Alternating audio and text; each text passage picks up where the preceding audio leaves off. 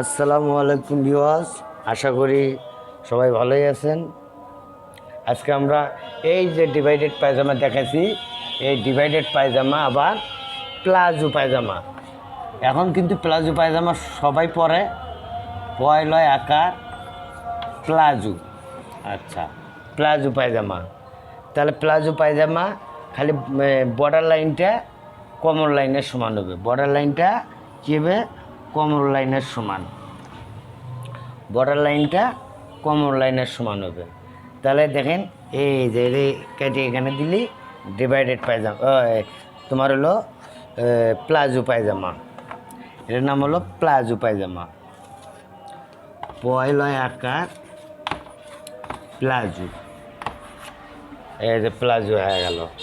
খালি কোমর লাইনের সমান হবো বর্ডার লাইন।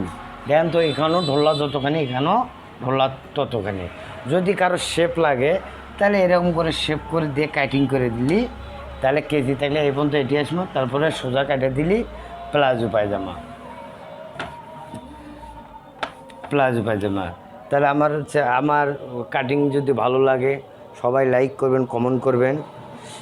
লাইক কমেন্ট করলে হয় কি, ভিডিও বানাতে সুবিধা হয়। এটার নাম হলো প্লাজো পায়জামা। ধন্যবাদ।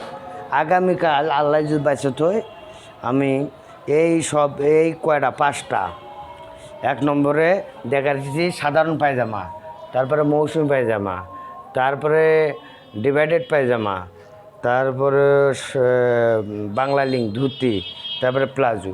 একটা পায়জামা পাইলে 6 প্রকার পায়জামা সেলাই করতে পারবেন, কাটিং করতে পারবেন। ধন্যবাদ সবাইকে।